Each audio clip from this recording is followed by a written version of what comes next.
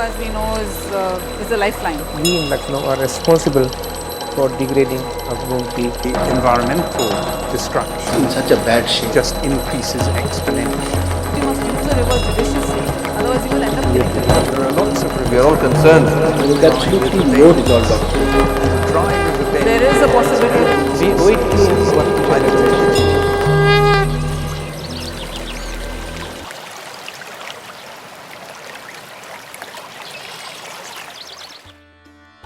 Lucknow, the city of Nawabi grandeur, has served as the backdrop of several historical and cultural landmarks.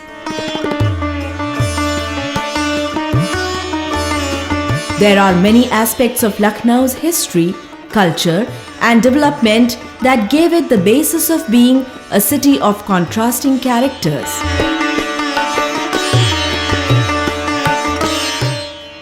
The city's landscape is endowed with meaningful past, with long unending memories for one reason or the other. To a newcomer, Lucknow may be just another town, crowded and congested with slow-moving traffic, colorful markets, a mixture of old and the new. But for those residing in Lucknow since generations, it is not less than a beloved. The city dwellers still go on about Hum Fidae Lucknow, Lucknow Hum Pe Fida.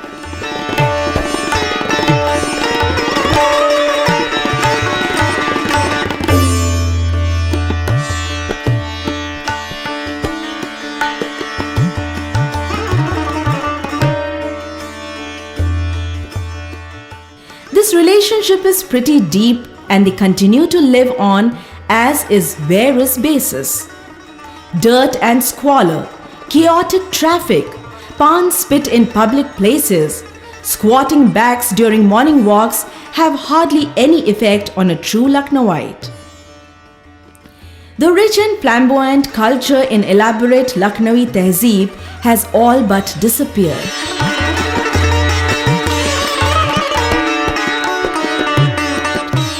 Architectural heritage, dance, and music have faded. But Lucknow has been around for centuries. Lucknow has simply carried on, trying to survive the successive traumas while fighting rather feebly to retain the old, cherished atmosphere. Despite the apparent disintegration, Lucknow's ineffable spirit can still be found in the tantalizing flavors of Lucknowi cuisine, the delicate artistry of chicken curry, the melodious notes of the ghazal and the thumri, and a thoughtful Sham-e-Awadh in the blend of the Gomti River, a sparkling strand in its colorful cultural tapestry.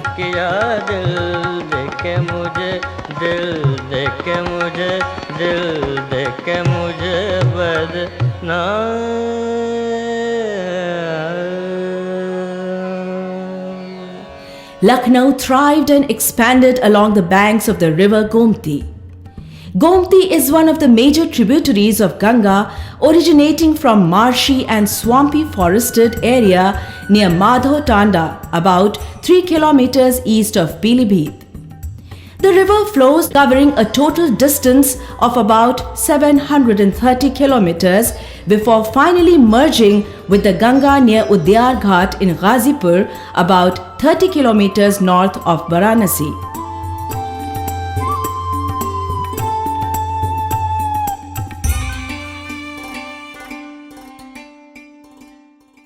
The river gets filthiest along the 13-kilometer stretch in Lucknow. Gomti, once a glorious river, is fighting for its survival. It is a pity that this river, which was once a lifeline, is in such a bad shape. The water quality at first 3 locations, Neemsar, Bhatpur and Gaughat, remains good. But its decline sets in after Gaughat, where 40 drains discharge untreated wastewater into it.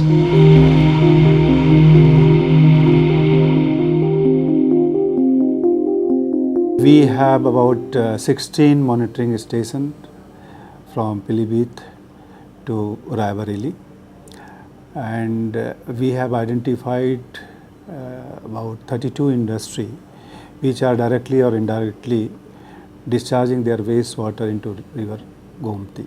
Lucknow clearly is a city with a glorious past, but its unruly present. The town spread was less than 50 square kilometers at the start of 20th century. But today, urban sprawl is over 250 square kilometers, a 5-time growth of settlements in 100 years. The population has also increased manifold since then, crossing 4 million today. Urbanization was taken up on a fast track without considering the ground capability and carrying capacity of the city. From Chowk, Lucknow spread towards Amaniganj, Rakabganj, Fatehganj, etc. as the population went on increasing. Then came the British. The British didn't want to go to crowded areas. Instead, they started settling down on the banks of Gomti. Why? Because they found Gomti as beautiful as Thames. Essentially in 70s, suddenly Lucknow started growing very big. And the land use planning was not at all considered. It was considered, okay, you can build anywhere. People say, okay, close to the river, close to the Hazratganj. So we, instead of leaving green belt, we wanted to grow the town as a continuum. The city of Nawabs became an administrative city with its command and control urban policy. Within the city, old sprawling bungalows were raised, and in their place came up the multi-story apartments, set up mainly in the central Lucknow. The demand for water and sewerage facilities also shot up multifold. In recent years, due to large-scale urban sprawl, the inherent distinctiveness of water environment was neglected. Land use planning has to consider the river processes. Until we understand the landform, landscape, and also the water curve, then we are already in a very bad shape. Land use pattern shows that we are heading to a disaster. With the expansion of the city's spatial limit, pressure on water resources of Lucknow is increasing tremendously. Over the years, increased demands from new urban extensions as well as intense agriculture and irrigation practices in surrounding rural areas have burdened the water environment so much that water cannot be regenerated in sustainable manner.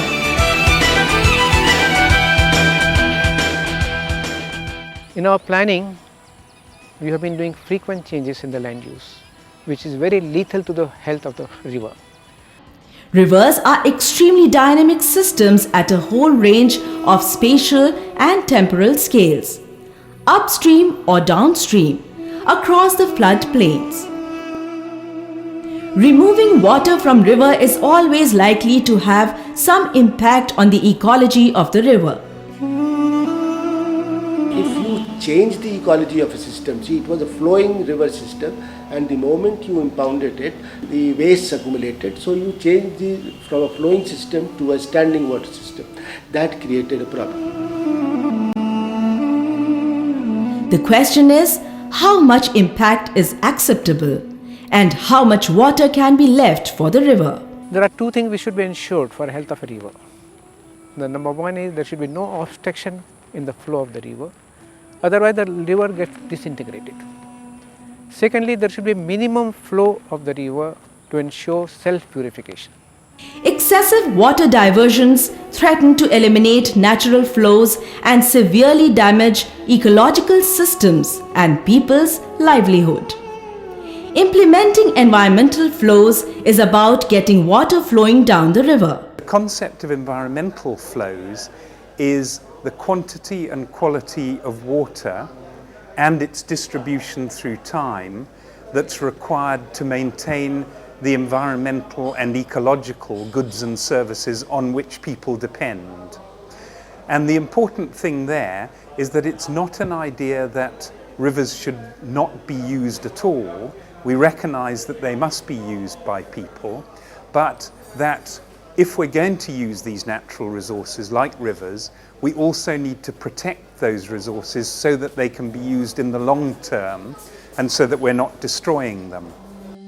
Thousands of people depend upon the water of Gomti on a daily basis, and the quality of water is very crucial for them. For washermen doing their daily chores or people living close to the river, the water is lifeline.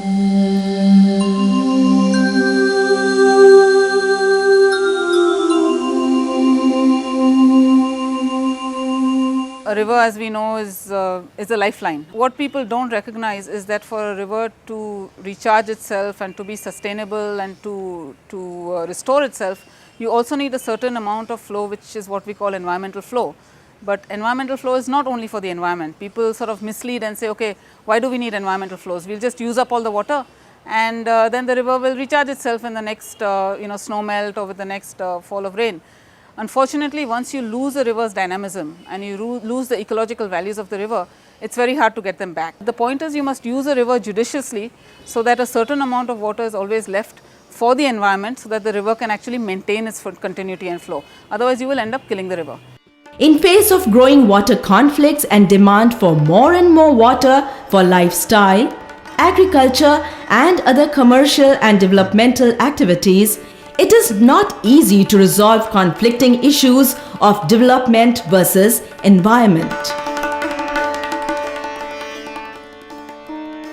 Even after trying to integrate the plans, sometimes there are conflicts between the various uses. It's really a trade-off between water for the environment and water for development, and that equation needs to be found out for every individual river actually and for every individual segment of a river. Lucknow had a number of water bodies.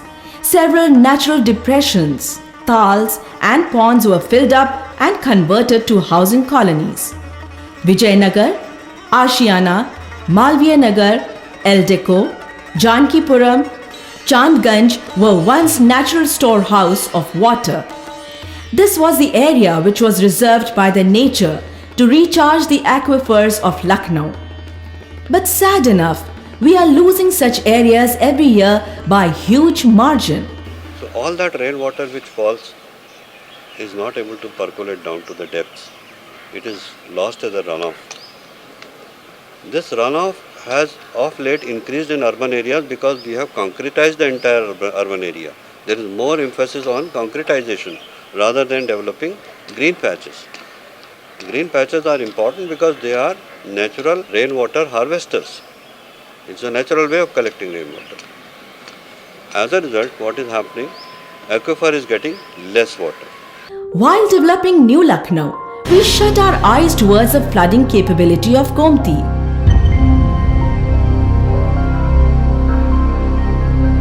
We constructed colonies after colonies on the floodway of the river.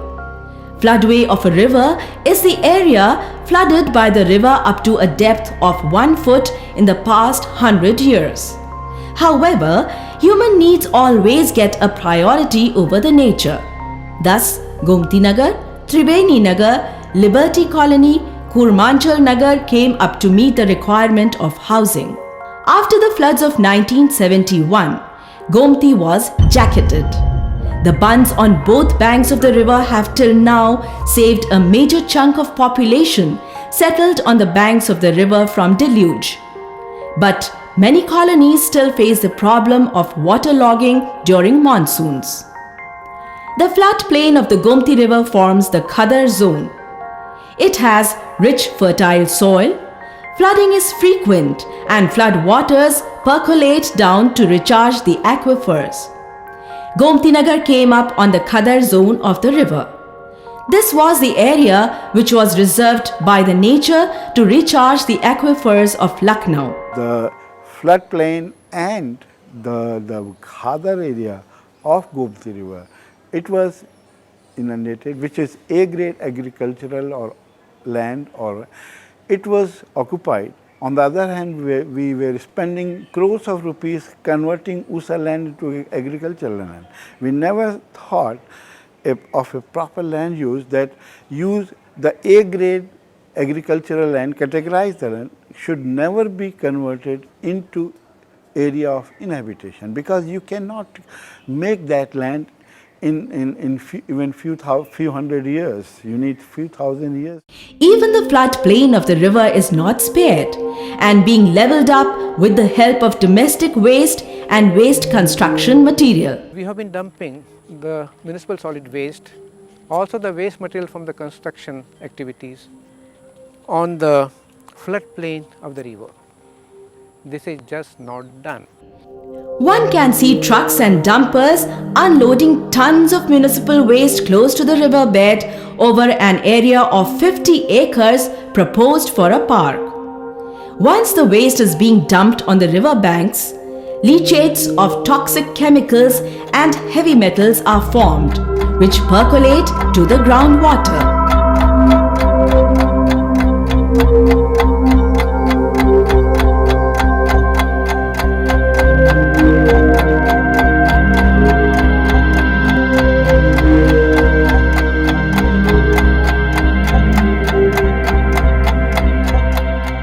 Experts claim that water moves quickly in the aquifers and may affect large parts of the land.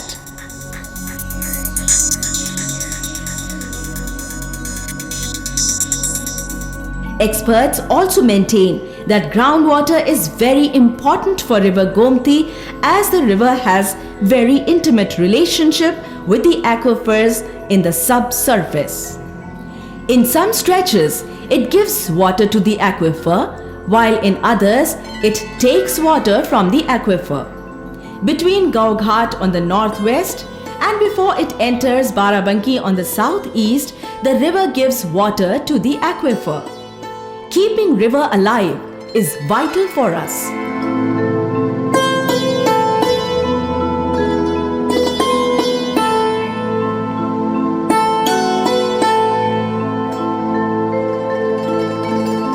The floodplain of the Gomti River forms a dynamic zone of groundwater recharge.